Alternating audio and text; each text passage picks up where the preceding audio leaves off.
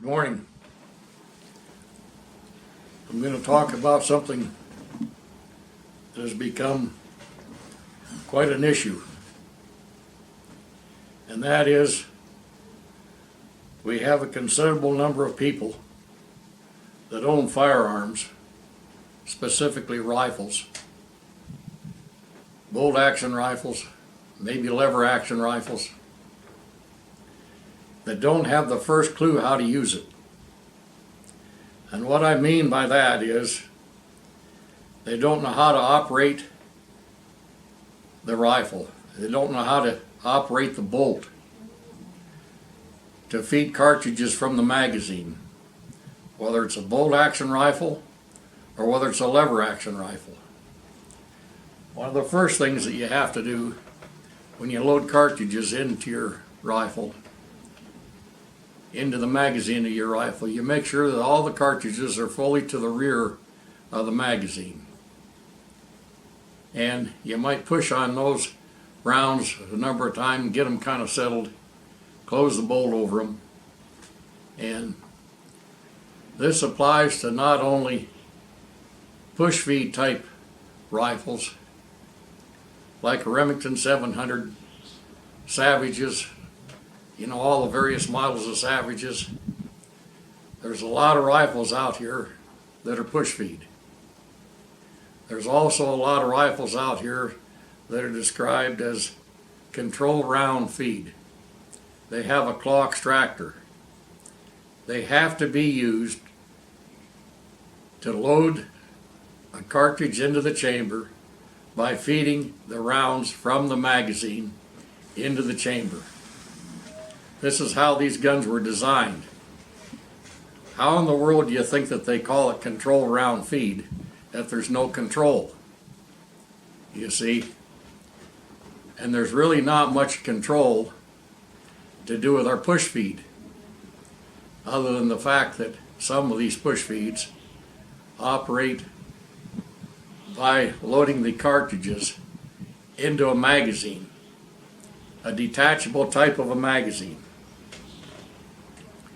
Those have properly positioned and formed lips on the magazine to somewhat control that round as it's stripped from the magazine by the bolt moving forward to load the cartridges into the chamber.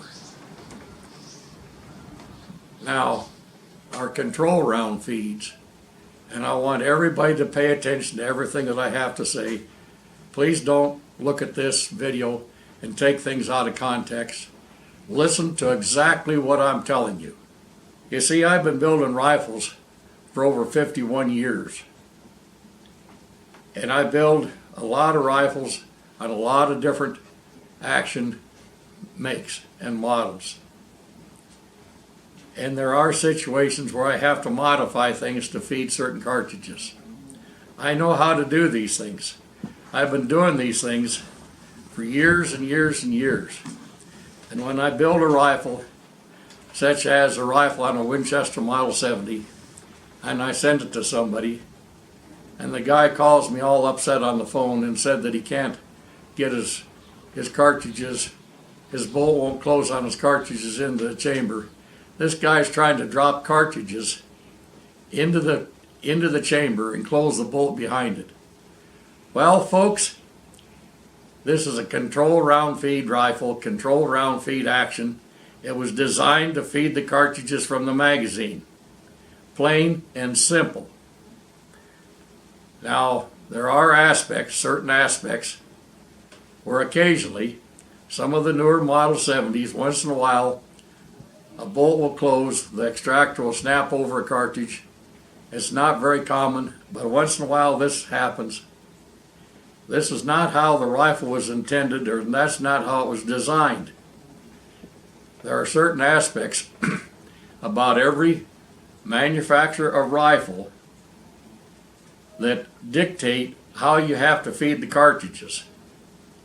One of our biggest problems is, irregardless of the type of the action, is that everybody wants to work the bolt very slowly, and in that working the bolt very slowly as they're going forward, they're hesitating and or stopping and hesitating and or stopping and hesitating and or stopping, and that fouls up the feeding of the cartridges from the magazine into the chamber.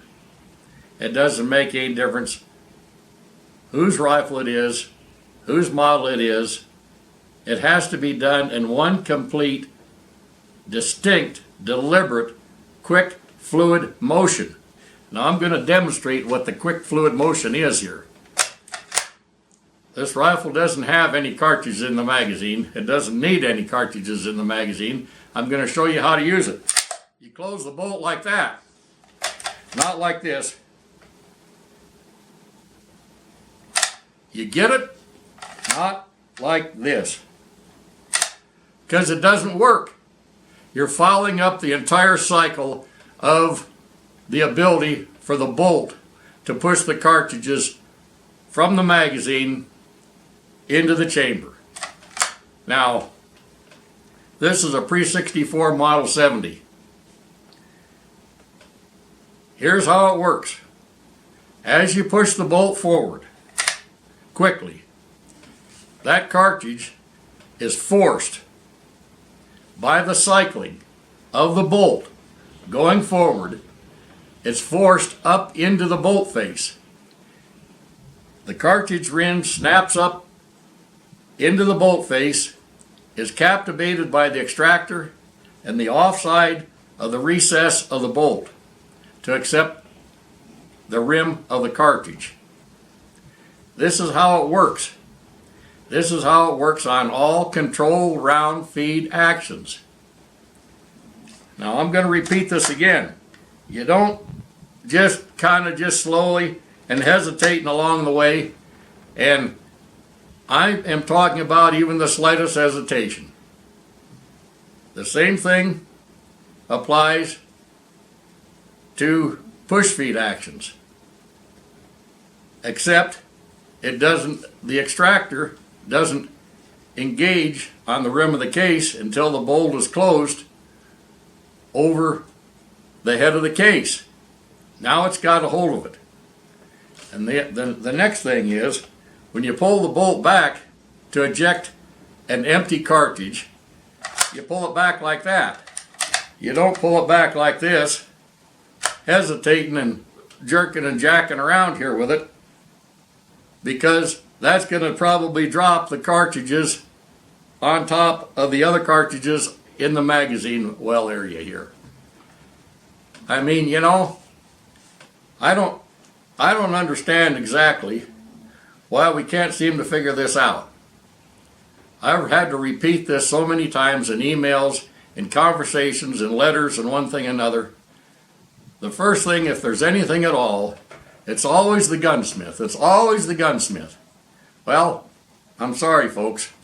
What it is always the person that does not know how to use the rifle. Now I'm going to cycle this bolt. Let's assume that there are cartridges.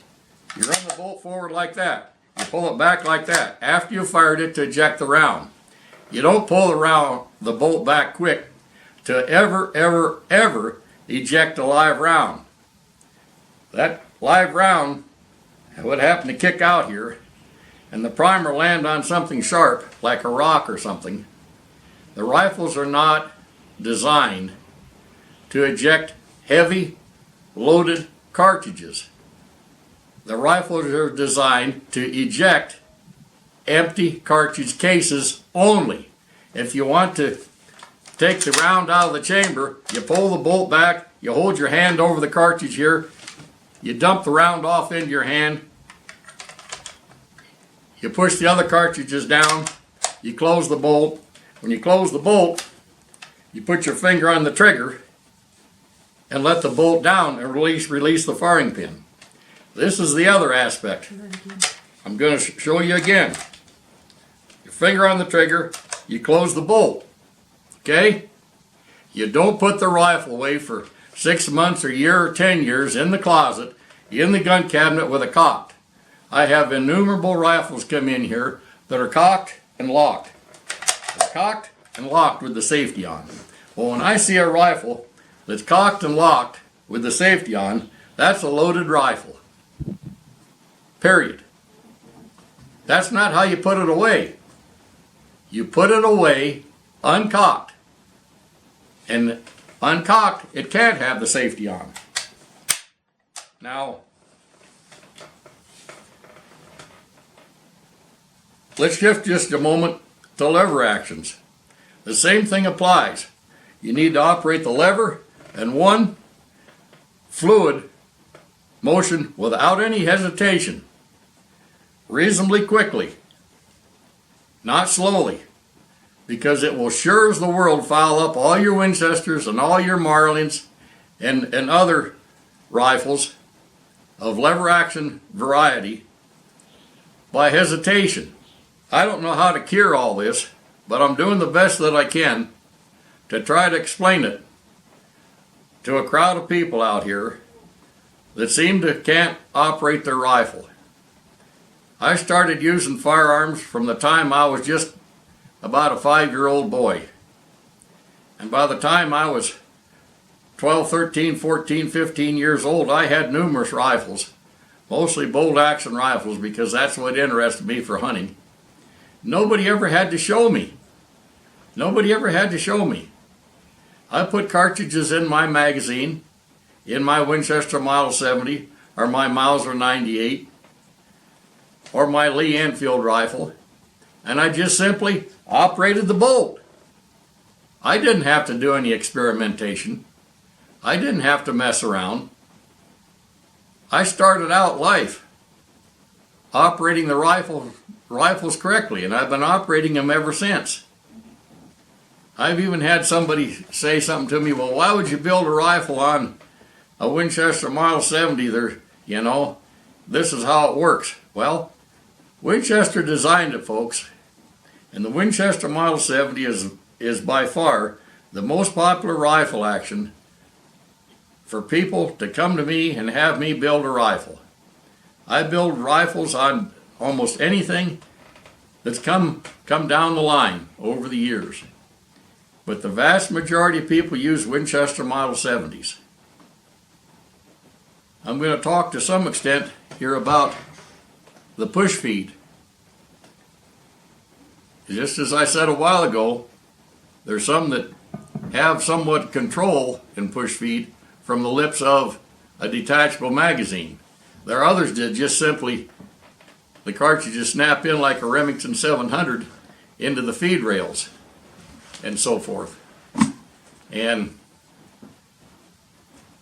these rifles have to be operated like you meant to use it. Operate the bolt like you meant to get another round in quick because a damn bear was going to charge you. That's what I'm talking about. Use the rifle. Practice with the rifle. Quite honestly, I never had to practice. But I build rifles on all these actions and do a lot of modifications to the feeding aspects of rifles to make things feed. And when I send a rifle out to somebody and I've used it properly and somebody gets a hold of me right away and they don't comment about how nice a rifle it is or how beautiful it is or anything else, well, I can't get the cartridges to feed. I've had people send me rifles. I've had this rifle for 5 or 10 years and it never has fed. Well, 99% of the time I put the cartridges in the magazine, let's say on a Mauser or a Winchester Model 70, and guess what? It works just fine. Now, what's the problem here? It's not the rifle. It's not the rifle. It's the person using the rifle. And I hope that I'm clearing up some aspects here, because all of us involved in building rifles and so forth, and the manufacturers of making just factory rifles, people got to be tearing their hair out. And I'm going to point out something here. In this country, there's a major scope manufacturer. That's Leopold. Over 70% of the scopes that are sent into Leopold, there's nothing wrong with them because the people don't know how to use them. They do not know how to use them. They don't understand Well, do you know how much time that these folks, these technicians at Leopold have to spend going through this to make sure there isn't something wrong with the scope? They didn't send it out because it was crap. They sent it out because it worked. They know their business. I know my business. I'm simply relating this to you because this goes a bit further than just the feeding a cartridge from a rifle magazine. It goes to the simple aspect of being able to adjust a rifle scope and to get everything to settle in and so forth. Right away, you know, they want to blame the scope maker just like they want to blame the gunsmith. Yep, let's blame those folks, but let's not take any responsibility ourselves. And this is part of what's happened to this society, is they don't want to take any responsibility. They want to lay the blame off on somebody else, just constantly. I don't know as though that there's any more that I can do other than to point out these aspects, make it easier for you to understand. Don't bother to get a hold of me. Don't bother to email me because you don't get it. Now, if you send a rifle to me and you say that it's not working, I'm going to go through your rifle.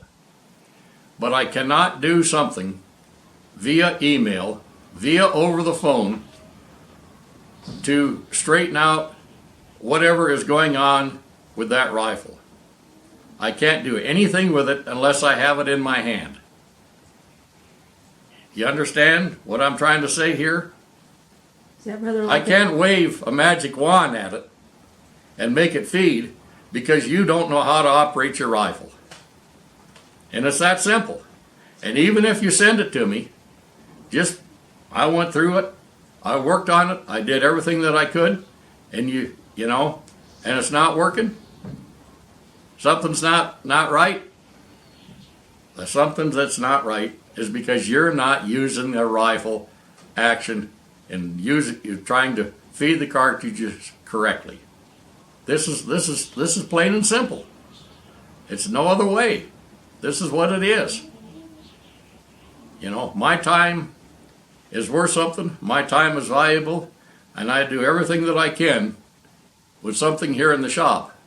But I cannot straighten out aspects, not only just related to that or other aspects, over the phone or an email. Is that rather like a doctor not being able to diagnose over the phone or an email? It is, you know.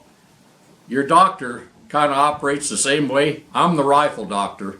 You go to your medical doctor, you call him up.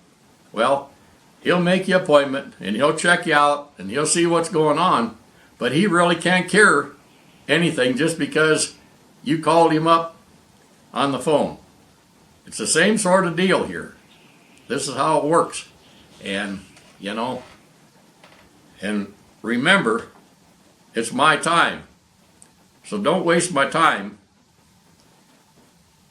If you have a sincere interest in having something check into with your rifle, you need to send it to me. And I also need the specific cartridges that you're using in the rifle so that I can be able to check these things out. I may not have exactly what you may be using in your rifle. That's the other aspect of things. Different cartridges are loaded with different styles of bullets.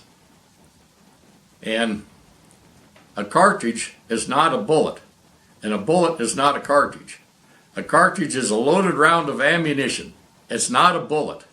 All the different profiles of rifle bullets loaded in cartridges are going to react different to a feed ramp in a rifle.